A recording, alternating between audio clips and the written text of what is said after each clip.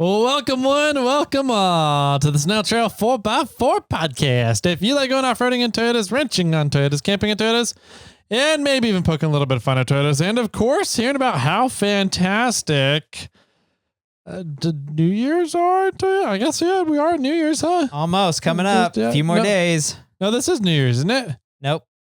No. I don't know. This is Monday before New Year's. I don't know what we're doing today. Anyways, that other guy there you guys are listening to, that's Jimmy. Hello. Here on the SnailTrail4x4 podcast. How you doing, man? Good. Good. Thank you. How was your weekend? It's pretty good. Nice. Good to hear. Yep. I think actually I got the mule back today. Oh, yeah. Question mark? Okay.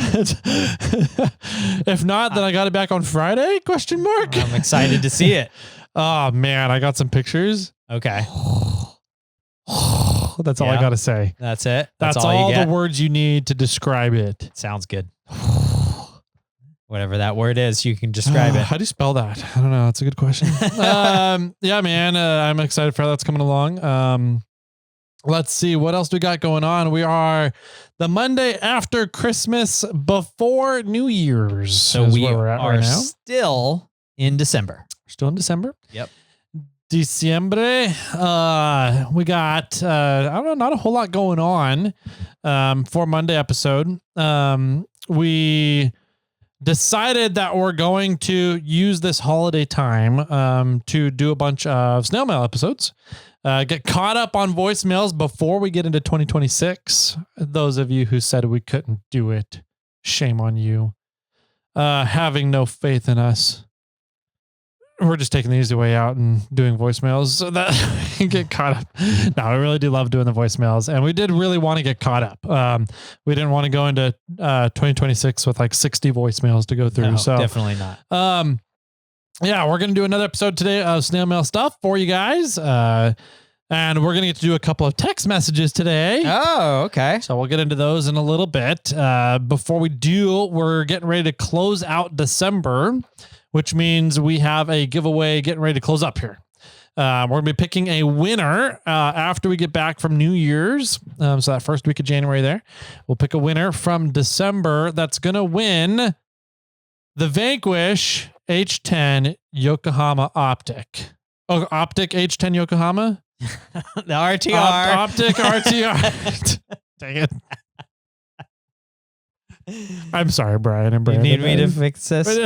You need me to pull this up from Brian again so we can say it absolutely right every single time? It's the Vanquish Yokohama Buggy. The Yokohama H10 Optic. There we go. Or the RTR H10 Optic Yokohama Edition. There we go. All right. That's what it is. Can we just like take you as a soundbite and just go back and put you over me messing up? I actually do that most of the episodes. Perfect. Man, that's funny. No, it's a really cool RC car. Vanquish does some pretty badass RC rock crawlers. A lot of RC companies out there. None of them really focus and specialize in solely on rock crawling stuff. So it's pretty neat. They're designing all their own suspensions. They're designing their axles. They're designing all their own parts to make these RC rock crawlers work really, really well. So it's pretty impressive, the amount of machining and tiny details. Extremely very tiny, fine details that goes in, and the machining process you have to do to make those details happen are extremely impressive. I was talking with Brian a little bit while we were in the tour. Yeah, he goes, it's kind of funny. I get yelled at sometimes because in a CAD program, I'm just zoomed all the way the fuck in, like, right? So like if I'm working on this tiny little detail and then I send the file off to have that part made, the guys running the machines come back to me and like, we can't make that. Yeah, right. That's way too small. And Brian's like, what do you mean? It's like 2 feet long. Yeah, right. And if you think about it to scale, when it's like 2 feet long, like the car is the size of the warehouse they're working in at that point. So it was just funny talking with him about the problem of scale when he's having to design a bunch of the parts. There's always, no matter what, there's always a problem from engineer CAD style to machining. Oh, for sure. Those two people never communicate well to each other. they hate each other. They try and find problems for each other. And so, Yes. yeah, no, it's good. It's good stuff. They make some really high quality stuff. So definitely check them out. If you guys have RC rock crawlers, if you have Vanquish products, and you want some more, go check them out. We're gonna work on getting that discount code. I know we talked about it a couple episodes ago, but big thing due to how time traveling works when we record episodes, we don't have it yet. So we'll get that over to you guys and do kind of a year end or year beginning a Vanquish code. Hopefully we can get that done for you guys, and you guys get some parts for your RC cars. So absolutely. Huge shout out to Vanquish for stepping up and being a part of December's giveaway and closing out 2025 on the podcast here. So we'll have one lucky winner to win that RTR H10 Yokohama edition optic that goes in there somewhere. All you got to do in order to get in on for that prize, that really cool RC car, I have one. They are pretty freaking awesome. Is to just go to iRate4x4 and sign up for the giveaway, the monthly giveaway. And you're automatically entered. So absolutely. We'll pull the winner first week of January and let you guys know who won that. We have giveaways going on for reviews. All you got to do is go to Apple Podcasts, leave us a review. Tell everybody about how awesome we are. And we say thank you by automatically entering you into giveaways and drawings from all the reviews. So coming up at 800 reviews, we have an Onyx Elite membership to give away. We have another Onyx Elite membership to give away at 850 reviews. And then we've got a really big prize package from Morphlate, valued about $1,000, probably a little bit more based on, I don't know, it seems like I've been working on producing a few different products. It sounds like it. And it's like they're all kind of coming together all of a sudden at the same time here. That's good and bad. Yeah, that's good and bad. Great for consumers, bad for your headspace. Yes. And bad for the pocketbook because you have to pay for the production runs on everything. Yeah, that too. So anyways, we have all that going on. And a big old Morphlate prize package with a bunch of the new products that are coming down the pipeline. So that'll happen at 900 reviews. So all you got to do to get entered for all the reviews we do, or all the giveaways we do on reviews, is leave a review. Yeah. So just that easy. That easy. That's all it is. Let's see what else, man. I'll just say that because we're future casting so much this month, we don't actually know what the giveaway is going to be for January yet. Mm-hmm. But we will have something lined up at the beginning of January to tell you guys. Cool. Yep. I think that's it. Let's take a quick break. Sounds good. And we'll be right on back with today's main topic, talking around a proverbial campfire with listeners. At Four Wheel Underground, we have something for everyone's 79 through 04 Toyota vehicle. Whether you've got a Chevy Dana 60, 05 and up Super Duty, fabricated, FJ80, or mini truck axles, we got you covered. 3-link, 4-link, parallel, and triangulated suspension kits, we've got you covered. Under bed coilover mounts, through bed coilover mounts, trailing arms, cantilevers, custom tuned coilovers, and air bumps, we've got you covered. Frame stiffeners, subframes, skid plates, shock towers, and more to come. Make sure to use coupon code SnailTrail at fourwheelunderground.com because we've got you covered. Welcome back, ladies and germs, to today's campfire discussion, where we have our Starlink out. We're sitting around a campfire up on the Rubicon right now, Rubicon Springs. And ignore the video. What you see on the background doesn't matter. Don't trust your video and your eyeballs. Hey, we can probably AI fix it. Right. So yeah, no, we're gonna do some more voicemails for you guys. See if we can get caught up on voicemails before January 2026. So we can start off 2026 with a clean slate. I'm not sure if we can pull that off completely. We'll see. So we have 24 voicemails to go. Yeah, we're not going to get through 24 today. No. And then our next voicemails is on Friday, the day after New Year's. the 2nd. Is that the 2nd? New Year's is on Wednesday? No, New Year's is on Thursday. Thursday. Okay. Thursday to Friday. So Yeah, New so it'd be Year's 2nd. Day. Yeah. New Year's Day is Thursday. I thought New Year's Eve is, maybe No, New Year's Day is Thursday. Yep. So the second Friday. Yep. Yeah. So we might be in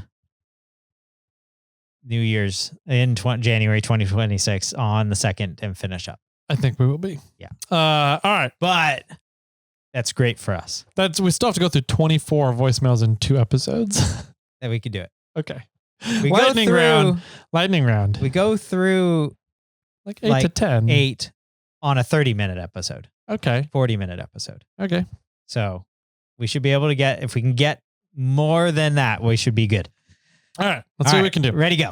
Alex, Botches Off-road. Sweet. Here we go. Hey, Jimmy. Hey, Tyler. As much as I've been hearing you talk about me when you talk about the GME updates, yeah, I've been watching it. We actually talked about it a little bit back when they first announced they were going to be selling to the U.S. market. There was a day Gavin wasn't there, and me and Mark were just browsing off-road news to get information about stuff.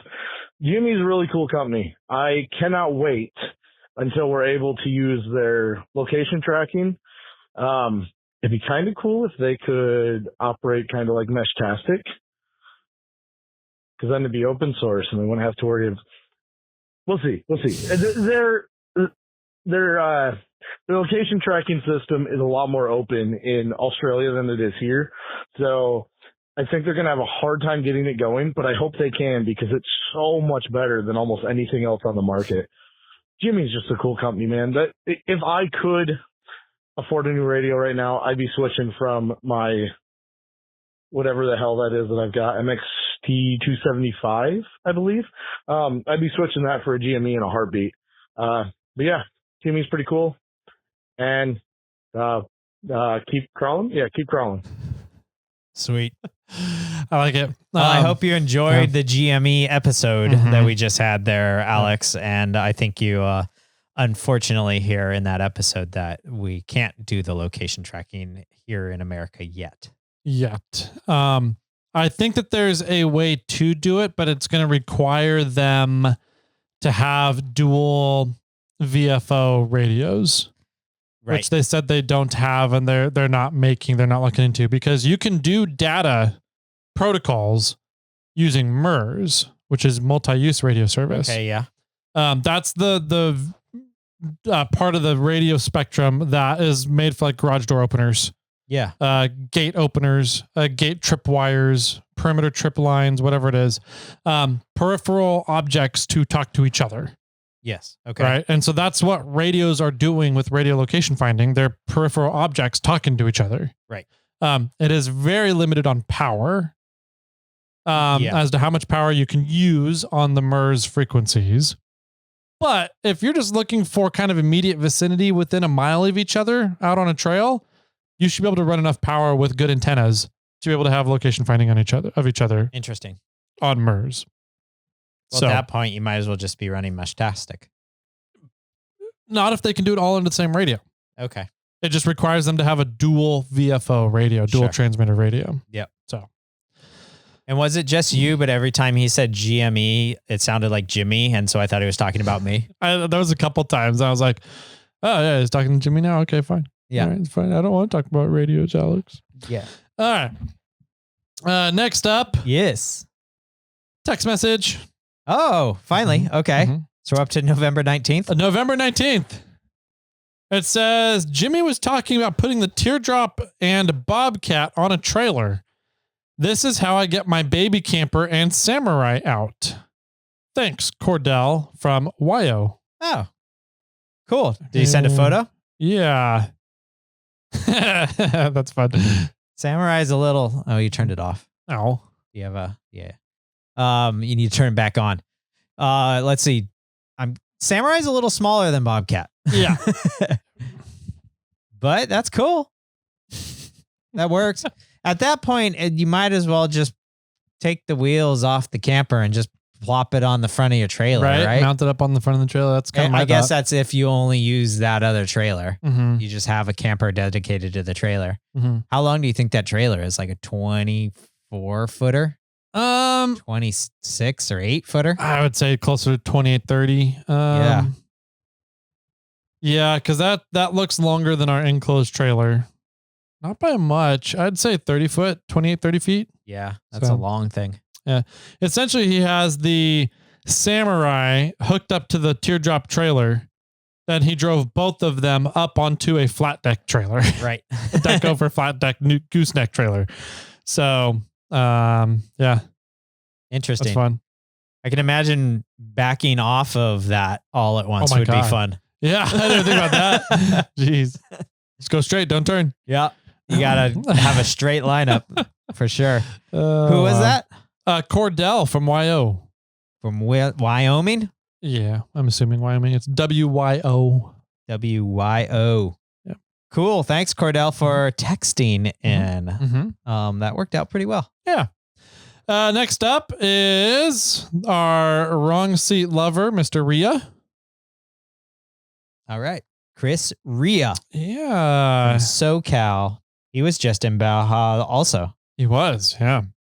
He got to do some fun driving there. Or wrong seat driving. Wrong seat driving. Wrong seat riding. Yeah. All right, here we go. Let's see what he's up to. Hey, what's going on, Jimmy and Tyler? It's your friendly Ultra 4 escort. Just listening to episode 654 about water. Planning. And anyways, 3 quick things about water. First, dehydration happens because you didn't hydrate before the event, not during the event. Usually, anyways. I learned this through my cycling and being a Cat 1 racer. Drinking 3 to 4 days ahead of your event is when it needs to happen, not only at the time of the event. So like for King of the Hammers, I hydrate the whole week before the event rather than just the night before because I need to make sure that the body's fully absorbed all the water. Number 2, drink mixes are great ideas. Look into cycling stuff. There's tons of stuff. Scratch Labs is one of my favorites that has not only flavor, but you have calorie additives as well. So that's a great way to not only, like in an emergency situation, have hydration, but get some calories into your body so that you can survive, longer than those 3 weeks. Lastly, for those of us that are not on the fridge freezer, or if you're just doing like a couple day trip and you're not planning on needing it and you're using ice, freeze your water bottles and use that as the cooling system for your food and your drinks and everything like that, because 2 to 3 days later those bottles are going to be liquid, and so you have to pack less in and around your vehicle. Plus, it's been secure storage and helps keep all this stuff in your cooler from sloshing around once the ice melts. Anyways, only about a minute left, so hope everything's been good with you guys, and keep catching up on all the episodes. Bye! Bye! I love his sign off. Thanks, Chris. The water bottle, frozen water bottles. That's what we did as kids. That's what we did. I did that when I was off-roading and camping as a kid. My dad always froze water bottles. Yep. That was our ice and some of our water for the trip. Absolutely. So, that works really well, especially when you pre-cool your cooler. Yeah. So true. I think I did a whole episode on Snail Trail YouTube channel about like 10 tips for cooler usage. Yeah. And a lot of it comes down to pre-cooling the cooler. Like you throw a bunch of ice and, or ice, like water bottles, frozen water bottles or ice packs or whatever in the cooler the day before, and then close it and let it sit there and get as cold as it can get that day and night. And then take those out because now they're semi-spent because their energy has gone into cooling your cooler down, and throw in new ice or new bags or new water bottles or ice packs or whatever you use. And then all the other food and stuff too. And that really makes your cooler last a long time. Yep. But yes, no, agree about the hydration and pre-hydrating and getting hydrated early as you can. The same goes with a lot of foods too. I know that a lot of people like calorie pack like the day before a race, or, there used to be a thing back in the day where it was like, oh, you're going to eat spaghetti the day before you go do your race and swimming or running or whatever it is. Your body doesn't really absorb the food that fast. Yeah. It takes a long time. Sometimes it can take, for some of those complex carbohydrates, it takes 2 or 3 days to get through those things. So you need to pre-plan a lot of those stuff, just like the water. Yep. Plus, I want to say Chris got in contact with me and he's interested in doing the cycling challenge too. Dang it. Okay. I was really hoping that people wouldn't be down for that. Yep. But all right, whatever. Yeah, we're up to like 4, so you really got to start worrying. Telling you, man, I'm just gonna get in a Peloton and compete with you guys that way. All right. Next up. Yep. Richard from Toyota Richard. From Atlanta. Mm-hmm, All right. That's him. Here we go. Jimmy, Tyler, Richard from Atlanta. Again, man, T-minus on this side. Flying out tomorrow, heading to New Mexico. A day later, I'll be in Phoenix area, so looking forward to it. So there's that, and looking forward to some wheeling there for sure. A couple of things. I had a random thought, and this might be something that Tyler knows something about. Just one of those random call topics. Who or what determined the sound that EV vehicles make when they're like running at low speed? I've noticed like some of the vehicles when they're backing up, they make like that humming sound. I'm not going to do that again.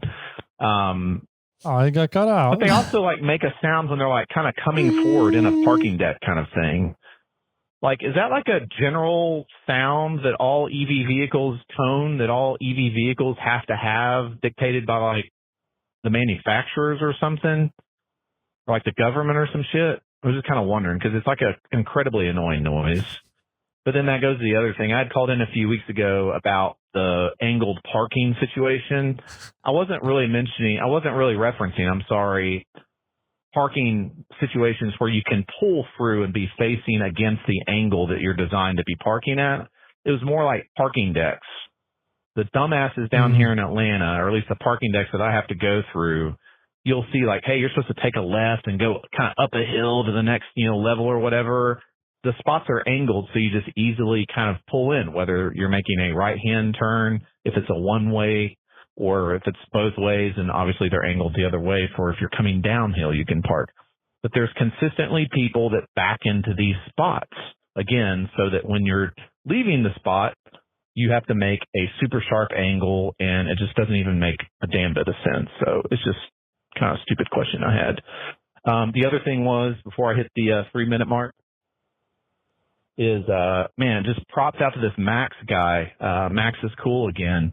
This guy has actually recently connected me on a Facebook Messenger group with a bunch of wheeling buddies that have like a group chat going. Just reached out to him, a couple days before he left, and I'm getting like all these people that are kind of aware that we're coming out there. So I'm definitely hoping I can hook up with some of them and get some wheeling. Y'all keep crawling. How close was he to that 3-minute mark? He seemed to cut off there pretty fast. 2:33. So not super close. Not too bad. Cool. So fun fact, he actually called back about an hour later. Okay. And had a 2-minute 33 voicemail again. Also. Yeah. Huh. Exact same time. Well, we'll get to that one here in a second.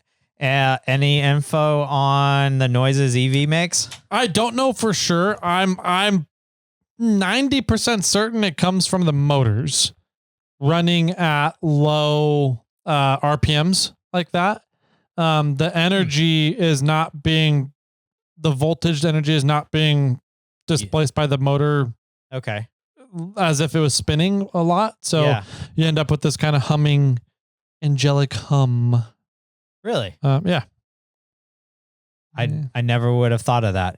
See, I thought it was sort of just an actual audio noise being produced by the car. Like through a speaker?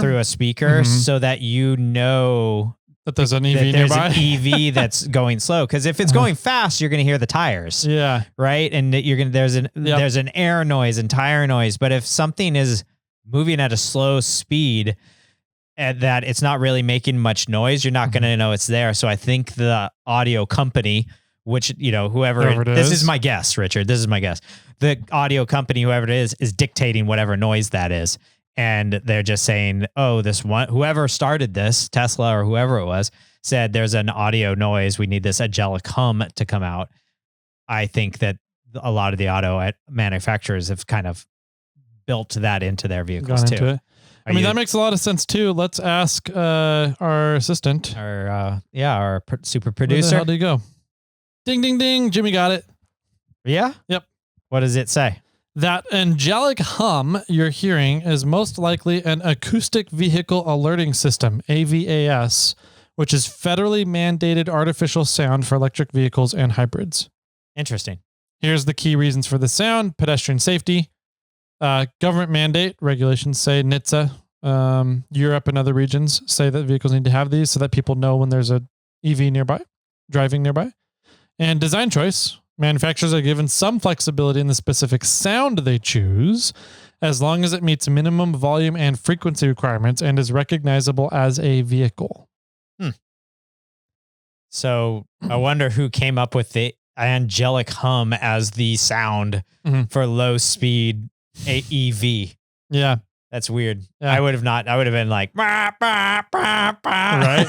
Which would have been like everybody's childhood alarm. Yeah. I would have been horrible. So Tesla has ways where you can change the car's horn. Yeah. I wonder if they have ways you can change the AVAS. Yeah. I had a friend change the horn on this Tesla to a farting noise. Yeah. Like you press it and be all, yeah. So it continues on. Oh. In addition to the mandated sound, you might also be hearing the actual whine of the electric motor itself, which is caused by the variable voltage, variable frequency drive that controls the motor's speed. Somebody else said something like that. We both are right. However, the distinct noticeable hum at very low speeds is primarily the artificial AVAS sound. Okay. So I'm more right. You're You're more also right. a little right. Yeah, I guess so. Yeah. So there you go. Nice. Yeah. Okay. I forgot what his second question was. Scan back. Let me scan it. I was talking about Max and going out that off-roading. was his third thing. Dictate manufacturer, parking situations and pulling in. So yeah, he was talking about more like parking decks. Yeah, we didn't address it as Yeah. a parking structure, multi-level structure, which makes me only think that somebody went the wrong way and then they reversed into the That'd spot. be my guess. They were coming down the parking structure and somebody left. They're like, I need that spot. Yeah. So they turned around or they just turned the wrong way somehow. I don't know. Yeah, that would drive me nuts. Like, why would somebody like park that way unless they were going the wrong way originally? Yeah. Yeah. Mm-hmm. And then Maximus is seems like a pretty cool dude if he's actually real. It's all right. Yeah. He's a really good figment of a lot of people's imagination. So, or he's AI. We're not sure yet. Might be. He might be. Keep It Simple Off-Road was like. I think Mike made him as an AI avatar. Friend. Yeah. Like it's Mike's imaginary AI friend. All the videos that Max posts, that's all AI generated. Yeah. Yeah, I had an AI tool tell me that. Okay. It said I had it scan some Instagram accounts. And so he has an AI girlfriend? I think so. Wow. Yeah. I wonder if it's like Chat GPT and Perplexity, like getting together, hooking it up. That's funny. I wonder what their kid's going to be. I mean, unless Max like somehow calls into the show, but then even then I wouldn't trust it because you can mimic voices with AI. So absolutely. I don't know. I'm skeptical. I think Max is an AI caricature. All right. Sold. Yep. Cool. We'll need to see video of Toyota Richard hanging out with Max. Yeah. But it sounds like Max made an excuse and isn't going to be around. Yeah, just like an AI would. So yeah, man, did we just figure out a bombshell to start 2026 on? We might have. 2026 is going to be the year of finding Max.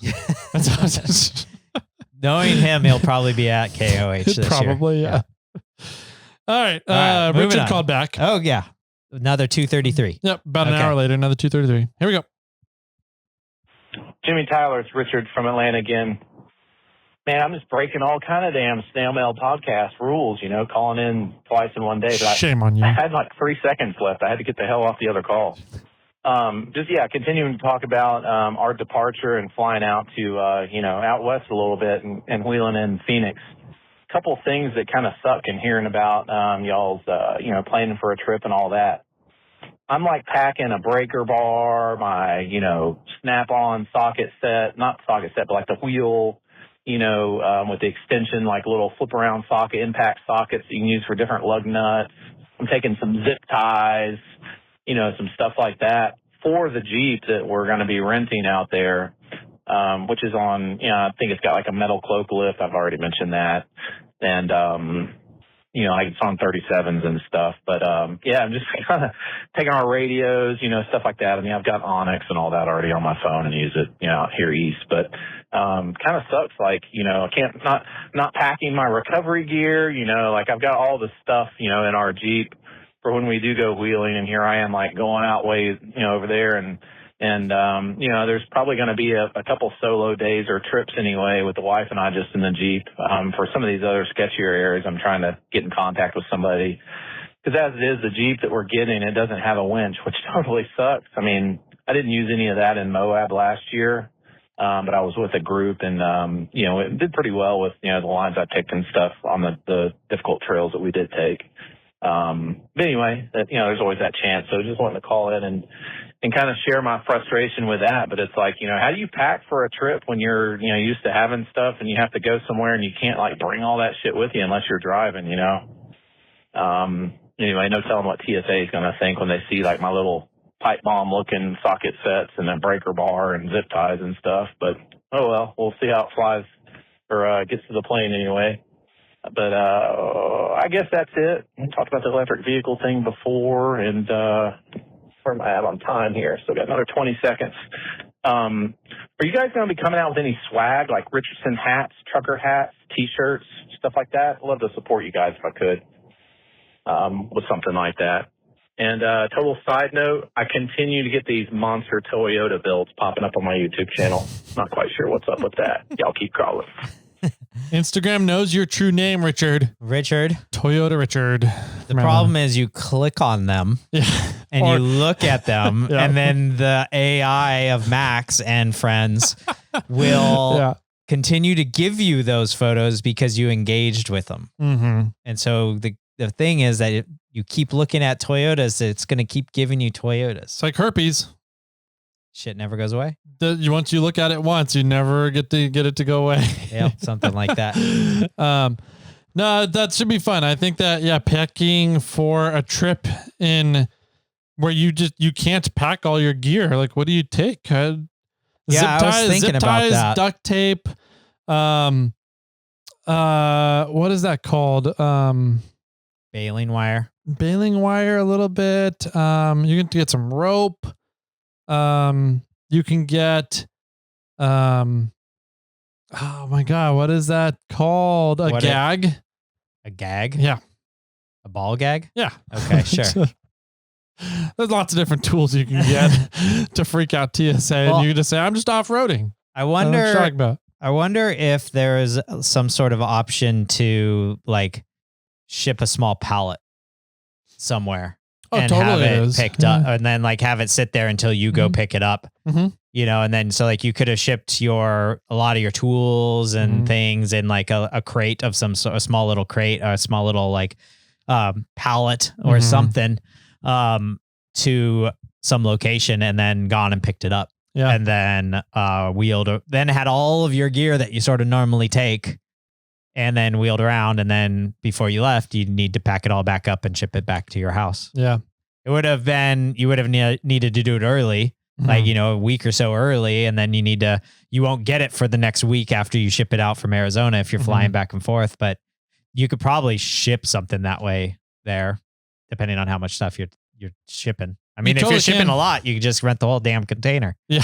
Right. Yeah, but if you want. Yeah. It's just a matter of how much you want to pay. Yep. So that is called LTL freight. Yes.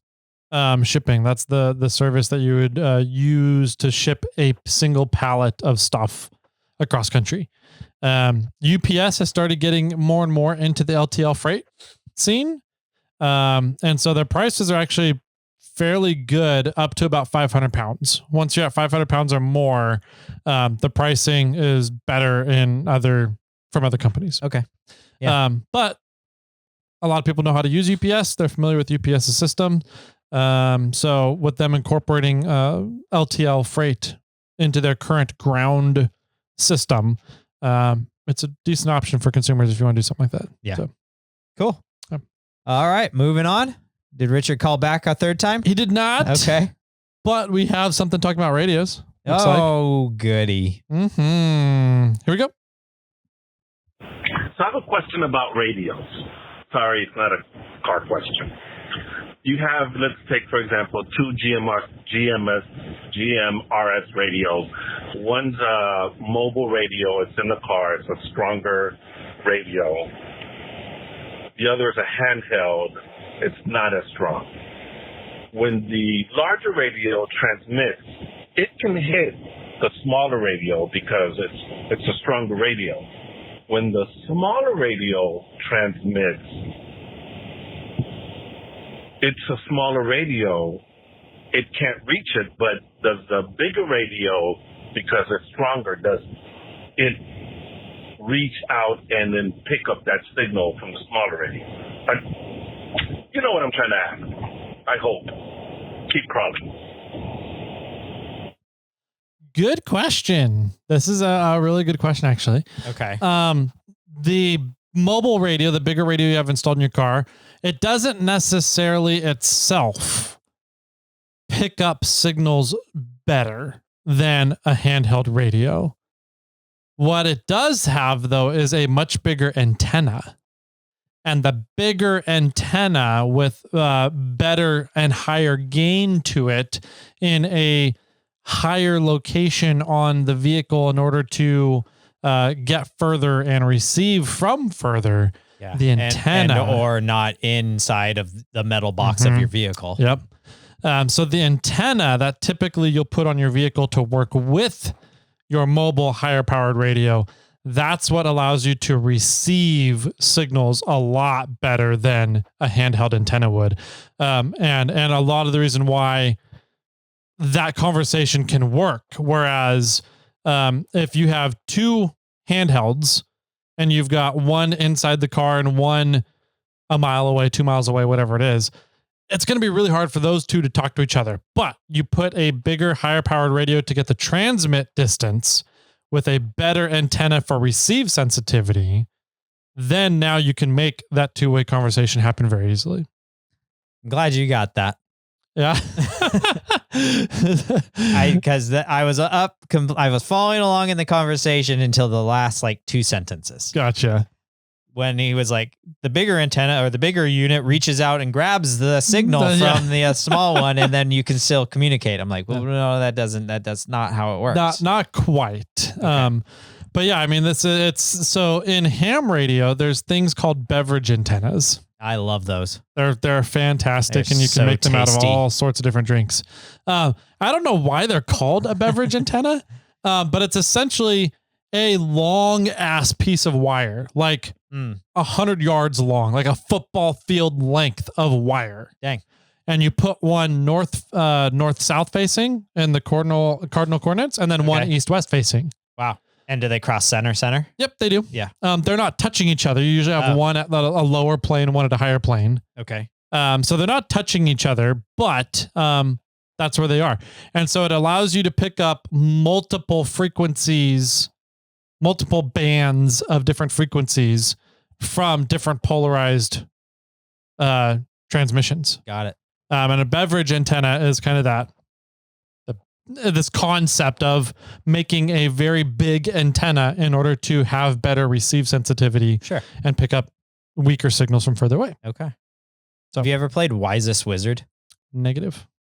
So if let's say you're drinking a beer and you're having like a Coors Light or whatever, and then you finish it, you duct tape the empty can below the full can, and then you open the full can and you start drinking. When you finish that one, you duct tape the two empty cans to the bottom of the full can, right? And eventually, it's called Wisest Wizard because eventually you're more or less making a staff. Okay. But that made me think of, a beverage antenna? Beverage antenna made me think of Wisest Wizard. Okay. And you become the Wisest Wizard if you have the longest staff. Gotcha. Yeah. Okay. We've played that game. Is there a race to see who gets the Wisest Wizard first, or just it's a calendar day? Okay. Gotcha. Yeah. Okay. Or a day that could go into the night. Yeah. If it doesn't end at midnight. I mean, if you go to like 3, then you might still win. Okay. But we've played that game before where it's like near impossible to drink out of the staff. Yeah. And we started like a girthier staff. Okay. Like around a level 2. Yeah. Yeah. Back in my heyday. Yeah. Before I had gout. Yeah. Yeah. This was what Jimmy went to college for. Yeah. Which his wife would argue he had a very different college experience than she did. I went to California State University, marijuana and beer. Yeah. Yeah. Oh, it's funny. CSUMB. Mm-hmm. All What right. is Monterey Bay? Monterey Bay. Yeah. All right. He called back. The Otters. We wanted to be called UFO, so then we would have been or the UFO. So we would have been, what was it? It was California State. Oh, of Fort Ord. The California State UFOs. Okay. Yeah. Nice. No name caller. No name. What's your name? Well, that was our previous caller was no name. He called back. And he says his name now? I think so. All right, let's see. I had my speech all ready for the radio question. I forgot to introduce myself. MJ. Thank you. Got it. Thanks, MJ. Thanks, MJ. Yep. Hey, thank you. MJ called back. Now I want to know where you're from, MJ. Yeah. So he could be calling you MJ from wherever. But I guess now you're going to be MJ Radios or MJ Antenna Talk or MJ Tiny Handhold. Beverage Antenna MJ? Yeah, something like that. So, yeah, wisest MJ. Wizard MJ. All right. Next up, looks like I think it's Wreck-It Rob. Okay. Here we go. Welcome back. What's up, guys? Wreck-It Rob here. Hey, I just wanted to first start out with, I want to give Sean at Moreplate big shout out. Doesn't matter what I order from Moreplate.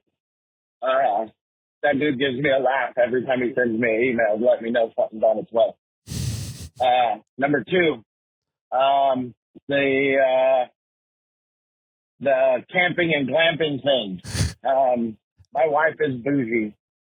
Our camping sometimes steps on that border of glamping, and it irritates me. I think the difference between camping and glamping is how bougie you are. I don't think it has anything to do with what you have with you.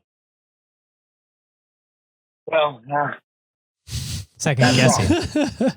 It's all about what you have with you, but I don't think it has anything to do with a trailer or having a cell phone or having a Starlink or whatever. This woman wants to bring electric blankets and all kinds of stuff. And she wants to cook 3-course meals, and I just want to go out and drink beer and have a good time with my buddies or sit in front of the ocean on the outside of our trailer. I don't feel I ever went glamping until I met my wife. That's just my thought. And next, Nick, pretty cool that you gave us info on how you really feel about Texas. I'm currently about to sell everything in my house and in my yard, and I'm buying a house in another state. Why don't you give us some information on another state that might be awesome to move to? I'm thinking South Carolina. Let me know what you think. Talk to you later, guys. Keep crawling. I've heard a lot of. I haven't heard. I should say. Let me start over. I haven't heard a lot about North Carolina, but what I have heard about North Carolina, I really like. Okay. I thought you were going to say, but what I have heard about North Carolina is that it's not as cool as South Carolina. Yeah, right. I haven't heard too much about South Carolina. No. I did have a good friend. I met him in New Zealand on my trip to New Zealand.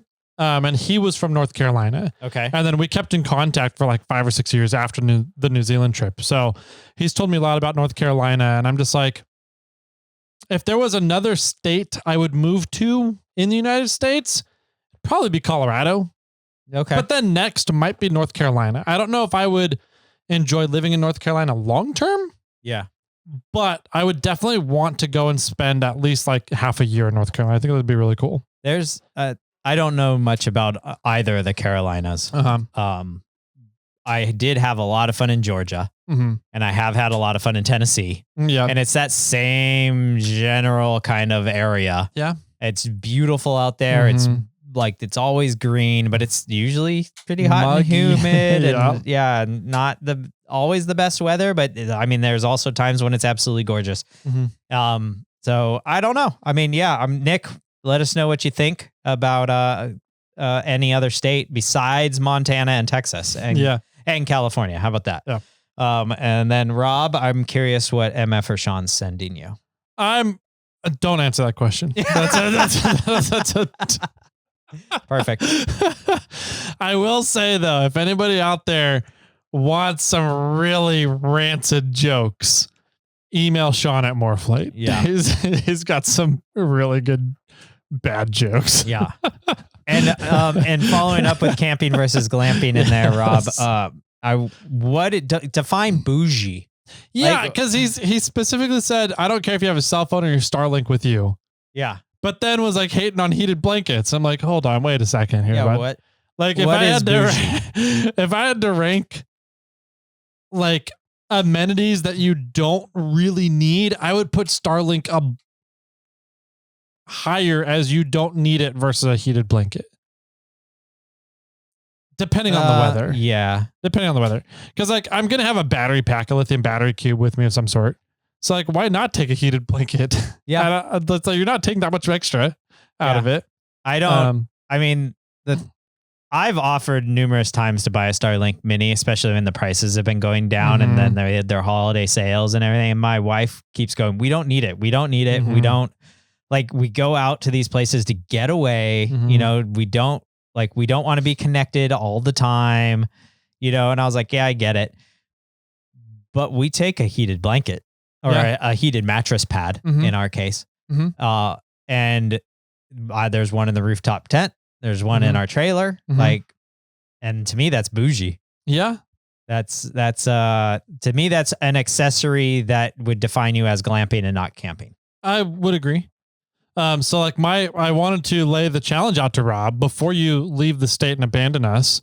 Come up to the Rubicon and let's go wheeling camping on the Rubicon and see how Jimmy and I go camp on the Rubicon and see if you think that we are glamping or we're being bougie or not. Okay. So sounds good to me. Yeah. I'll tell you right now, I'm probably boozy. Right. I think by his definition, I think we're super bougie. No, I said boozy. Oh, boozy. Yes. Jimmy gets boozy out on the Rubicon. That's funny. All right, moving on. Jesus Christ. We have to get at least 10. So we got like 2 more to go. 2 more. Okay. This one is Chris Neely. Sweet. Yeah. Hey, Meanstreet Chris. Racing. Yeah. Awesome. Let's see what he's been up to. He called twice. Ooh. Maybe he's got some updates. What's up, homeboys? Chris Meneley, Meanstreet Racing. Hey, just driving down to Johnson Valley right now for a little pre-run action and some wheeling. Listened to the SnailMail, and I was like, you know what, I'll call in with some follow-ups to some of the stuff we talked about when I was sitting down with you guys. So I talked to Marlin Cralwer a few weeks ago to get some intel on some things, order some parts, and while I had him on the phone, I inquired about the 30 spline outputs, what they're doing with transfer case builds and transmissions and whatnot. So they discontinued the 30 spline outputs like we talked about like a few years ago now. They still have some parts to support those, which I stocked up on because they're not really making them anymore. So I probably shouldn't let anybody know this because then my supplies are going to run out. But seals, whatnot, I think they still have bearings for the 30 splines. You can still get those. And then when it comes to transfer case builds and transmissions, they don't advertise that stuff on their website. But if people call them and they inquire about it, they will do the stuff for you. You just got to send them your parts as cores so they can use your transfer case transmissions to do the build with. So anyways, yeah, if anybody still wants Marlin to build them some Toyota cases and, you know, go through their transmission and build it, hit them up. Anyways, hope you guys are doing good, and just remember, it's just rock crawling. Later. Nice. It's just rock crawling. Just rock That's crawling. it, man. Just flying across rocks at super speeds. Yep. But yeah, that's bad news about the 30 spline outputs. Yep. Hopefully somebody will start working on those. I wonder if some other companies start making them. I'm guessing Trail Gear would. Probably. But I don't know for sure. Yeah. Yeah. And yeah, we knew that Marlin would rebuild, the company Marlin would rebuild the cases, but that is good information to tell everybody out there, because I'm sure there's some people that are intimidated about tearing some of those things apart and don't want to deal with it and would rather have a professional take it on. Yep. Yeah. So you just need to pay for the shipping, which I'm shipping a transmission, some T cases. You're probably LTLing it. Yep. Yep. LTL freight. Cool. Looks like Chris called back. Okay. Let's see what 9 he's and got 10. this All one. Dudes, it's Chris again. I forgot to share the reasoning behind Marlin's decision to, not support that stuff anymore. There isn't as much demand for it anymore, with all the newer vehicles and whatnot. They just don't have the demand. So for them to invest the money into stocking the manufacturing, stocking the products, and for the promoting of such products, apparently it isn't doesn't financially make sense for them. So, but they're still willing to do the stuff if you call them, as long as they have the parts necessary for the task you are looking to have them do. So, anyhow, later. Bye. See you, bud. Yeah, I mean, that's Makes kind sense. of I'm wondering when we're going to get to that point with the Toyota 8-inch, our Lord and Savior.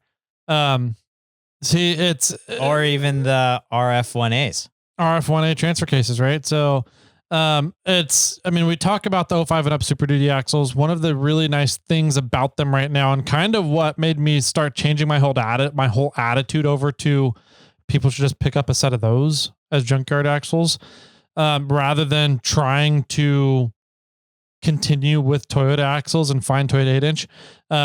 Toyota 8-inch axles stopped being produced over 20 years ago now. Well, fronts. Well, the fronts stopped getting produced in 85, so 40 years ago. Yeah. Yeah.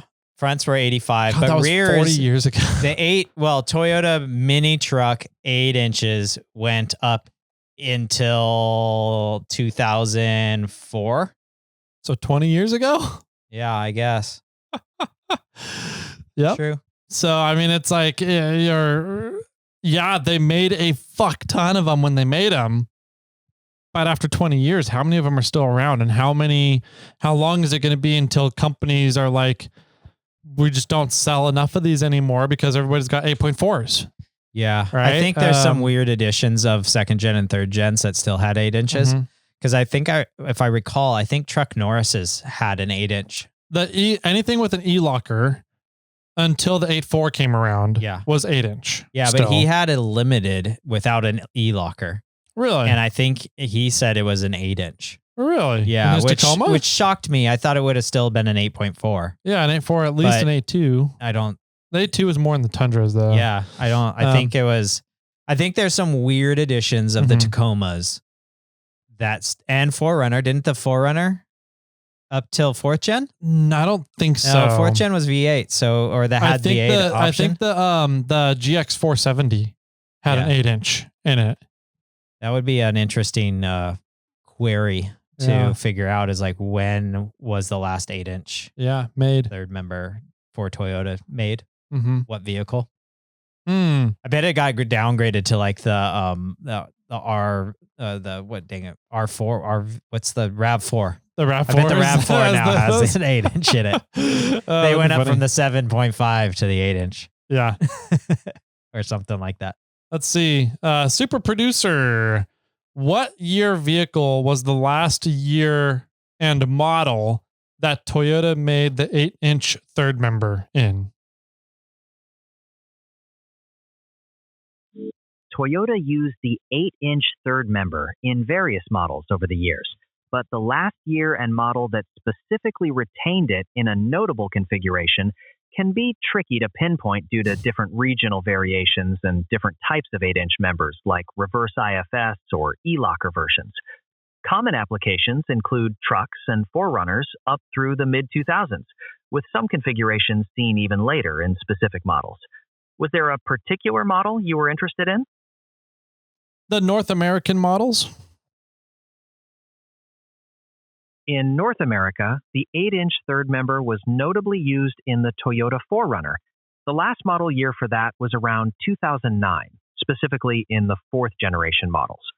It was also featured in previous generations of the Tacoma and Tundra trucks, but the later years phased those out for different sizes. There you go. So about 2009. So mid-2000s, 2009 was kind of the latest on the 4Runner platform. Interesting. So yeah. 15 years. Yeah. And that was they probably had the bigger third members for the V8s. Yeah. And then for the V6s, they had the 8-inch still. Yeah. That would make sense to me. So, I mean, how long until those are all gone and used up in the aftermarket? And is the Toyota aftermarket going to turn into the 8.4? Our Lord and Savior, the 8.4? Yeah. I mean, probably. Seeing how many of the 5th gen 4Runners and 2nd and 3rd gen Tacomas there have been released, that it's probably all going to move in that direction. The problem is it was really easy to match. Well, it was semi easy to match the Toyota front axle to the 8-inch rear axles. Yeah. So if you're going to the 8.4, then you don't really have a great easy match for the front axle. And I'm primarily talking about not so much third members, but the width of the of the axle. Correct. So you're going to be looking at maybe 4-inch spacers on either side, or like a Dana 44 of some sort, and see if you can find some that are the same width. But then Dana 44s are about the size of an 8-inch. So it's not necessarily that much stronger. So I think, is there a Dana and Toyota gear ratio that's the same? 488s? Probably 488. Would 488 be the matching gear ratio on those?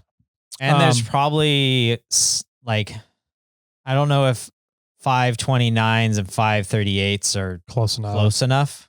It's a good question. Jeff from Morgan.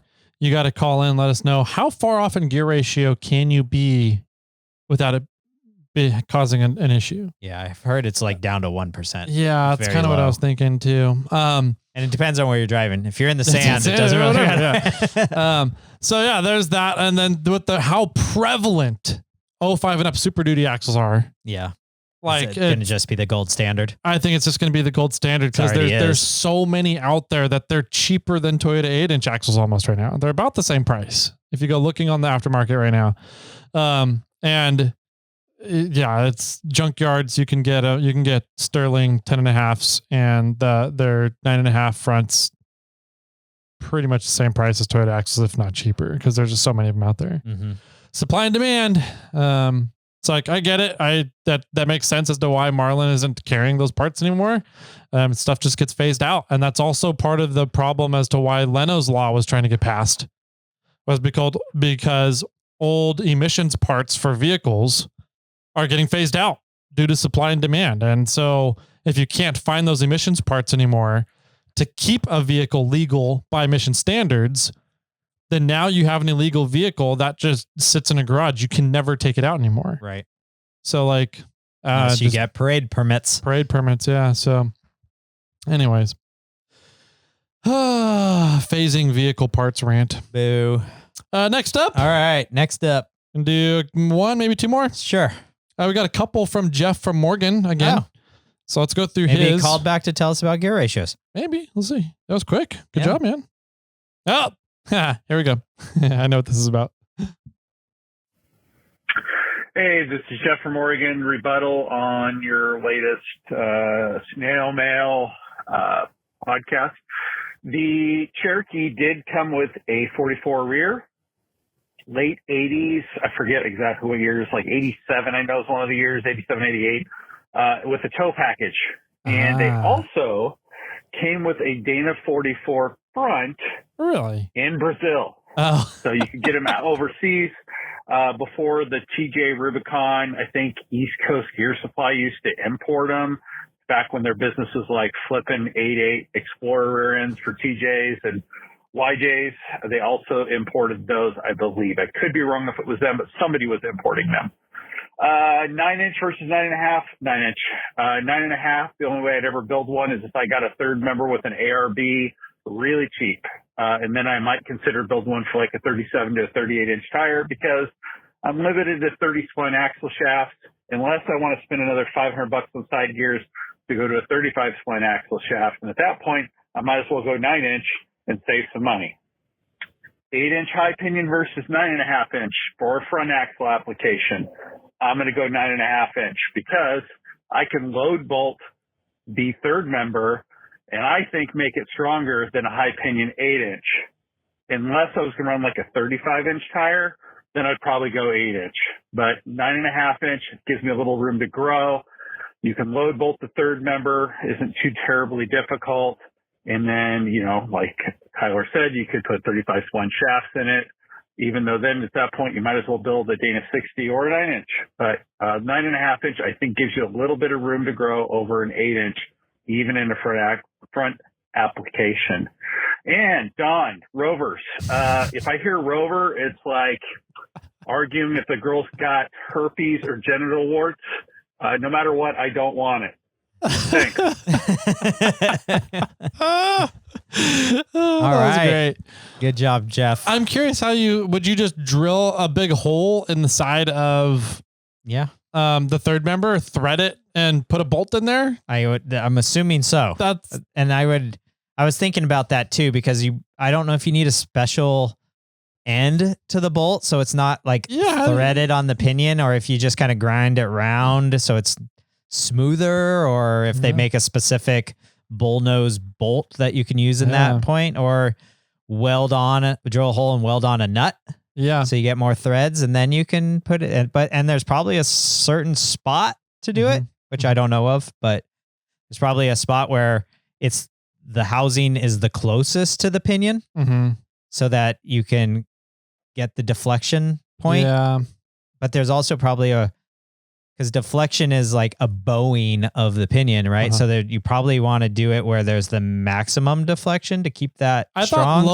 I'm just saying a lot, but I have no idea. I thought load bolts went against the ring gear, not the pinion. Was that? Yeah, to keep the ring gear from deflecting away from the pinion. Yeah. So there's not a separation between the ring gear and the pinion. Because I think that's how the load bolts in 9-inch. I mean, we have a 9-inch right down here with the load bolt in it. It's down I don't think it's hitting the pinion at all.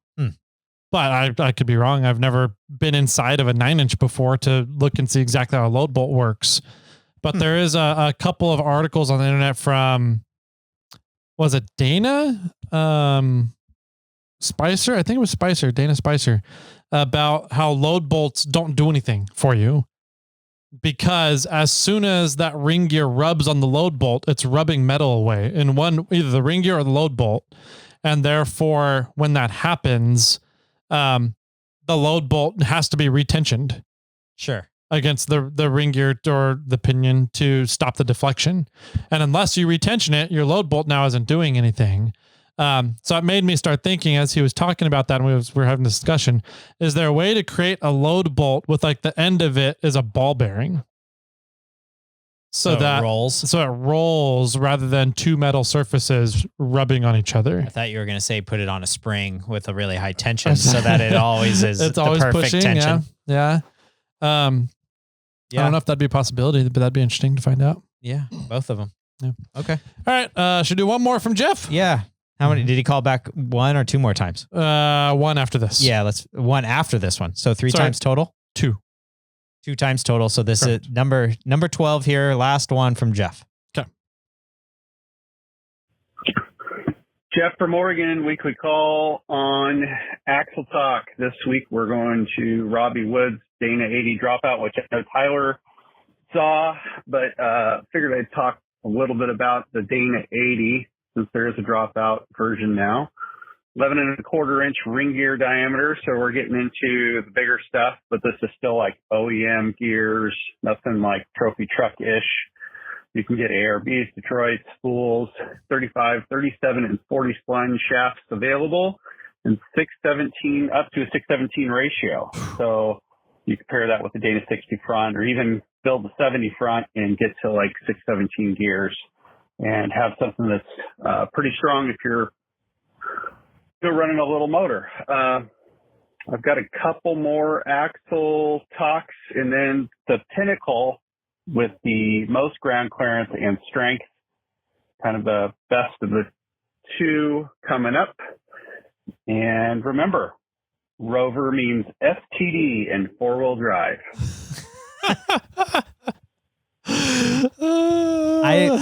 I think I'm not sure for a fact, but I have an idea what might the pinnacle be.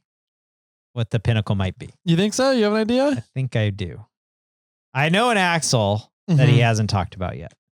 I know of one as well. He hasn't, but we've talked about it on the podcast. Okay. I don't know if we're thinking of the same axle. No. Okay. Mine typically doesn't come from America. Oh. But is imported. Okay. And there's one out here. In our shop? In your road. In your parking lot. That's falling apart across the way. An axle? It's on a vehicle. Oh, okay. I got it. So, yeah, that one. Okay. That would be an interesting one. Yeah. Mm-hmm. Okay. I wanted to check real quick because the next caller is Rover Dawn. So I wanted to see if he had any comments about rebuttals for Rovers. Just play it. Just play it? Just play it. It looks and we'll like close out quick. All right, here we go. Because you got to get Baby Reed. Yeah. Hey, boys. Rover Don here. Hey, Donnie. I'm listening to your Thanksgiving podcast. So I assume that means that as you play this, it's probably January or February of 26 right now. You're talking about manual versus automatic again, and the AI little spiel about manual being better. And they're right, 100%. I have no question about that. I've been driving manual transmissions my entire life since I was about 6 years old. So, I've got almost 50 years of manual transmissions under my belt. I thought it was like 120 years. The problem is modern manual transmissions do not give you full control because of the EPA and all the fun emissions regulations. You have the dreaded rev hang. And basically, it just takes all the fun out of driving any modern transmission. You do not have full control. You lift the throttle, it doesn't actually drop the revs. You hit the throttle really quick, it doesn't immediately rev up. It kind of interprets what you want and gives you something approximately like that. Also, Jimmy, back in the day, 100% a manual transmission was the faster. It was the more economical as well. Unfortunately, today, automatics are faster, not just drag racing, but around a road course. Flappy paddles are faster. They can shift faster than you can. There's no question. And maybe that is a robotic manual transmission. It might still have a clutch disc that's controlled by the flappy paddles, but basically it's an automatic. You're not using your left foot. It's an automatic. And much as I hate it, I may actually buy a flappy paddle next time around unless we find a way to resolve the dreaded rev hang. I haven't had an automatic car in decades and don't really want to, but boy, they've just sucked all the joy right out of it. Thank you, government. With that, you can keep crawling. We know Toyota suck and all those other things. And I don't know. You'd think you'd learn to walk by now. But yeah. Keep with the crawling, and we'll talk to you later. That's funny. We're only 7 years old, Don. Yeah. We're slow learners, obviously, and walking isn't as easy as crawling. It's true. I think that throttle controllers do a lot to fix the throttle input issues with modern day drive-by-wire pedals. So I would highly recommend, Don, if you can get your hands on a throttle controller from somebody to borrow for like a week or something, try it out. They go a very long way to help fixing that problem. 100% agree. Nowadays, standard automatic transmissions are going to be quicker than manual transmissions. I don't think that's the reason why we like manual transmissions, though. I mean, they're still not as fun. I mean, they still don't keep you ingrained as much in the driving activity of the vehicle, especially in off-roading. I mean, even if you have throttle hang in a modern day manual transmission, you're still getting the point where you still are in control. You're still in control. The transmission is not dropping into neutral and making you lose all power to the wheels. It's not disconnecting your drivetrain on you because you drop below 700 RPMs or something.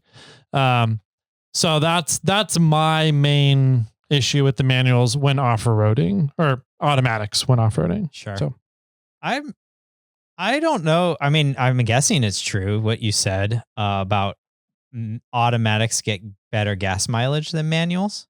I think nowadays with the modern transmissions, I think it's definitely possible. I don't know if that's accurate or not. Yeah, I don't know.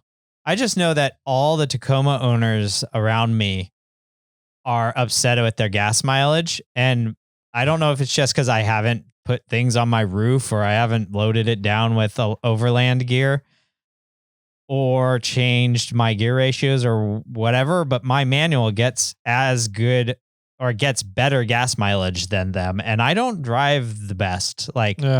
So I'm not sure about that. What I do know though, is usually manuals have better horsepower output than an automatic does. So even for that same car, it's a little bit peppier. I don't know. I think a lot of the peppiness, I mean, I don't know if you're comparing to Tacomas that are automatics and have had 529 gear changes in the diffs, but I mean, you have 4.3s in your diffs. Yes.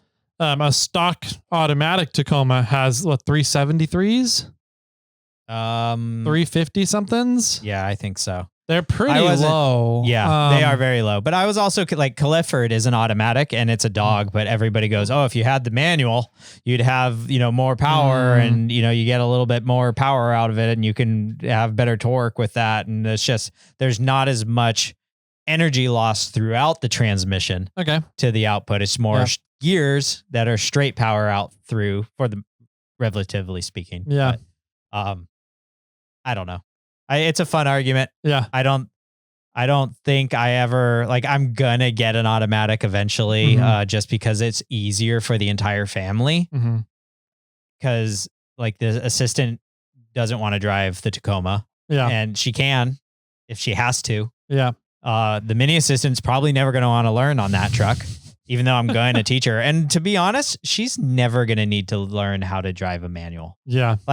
All the vehicles are going right now. They're all away for the most part from manuals, and they're soon to all be AI driving. Yeah. So there's a question about if she's even really needs to learn how to drive at all, because it's probably not that far in the future. I would argue 20 years. It's going to be all self-driving cars. I think we're definitely getting there as more and more Waymo and Tesla taxis prove that it can be done. I think it's getting there. So yeah. But that was fun. Yeah. We got through a good chunk of them. 13 after that Rover Dawn message there. So that leaves us at 9, I think, 11. I have 12 here. Oh, listed, 12. And 2 text messages. And 2. Oh, geez. I don't know if we can get it done on the second there, but we'll sure try to catch all the way up. I enjoy these snail mails a lot. So if you guys want to call in and be a part of snail mails, make sure to do that. 916-345-4744. The line never rings on our end. So call any hour of the day, whenever you want, early in the morning, late at night. It just goes straight to voicemail, and then you can leave us a message and we'll play it on air and respond with our genuine responses. I like it. It's a lot of fun. We love doing it. I love this segment. So keep the phone calls coming in, and we'll keep hanging out and having a good time with you guys. So, Jimmy, any final words to wrap up the episode here? I just want to say we should just love all vehicle types. I disagree. And with that, my friends, keep crawling.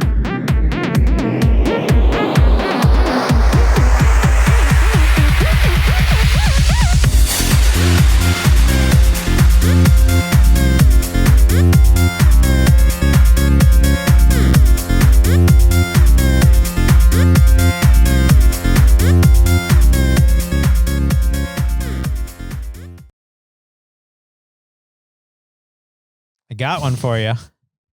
Okay. Why did Dracula pass out on New Year's Eve?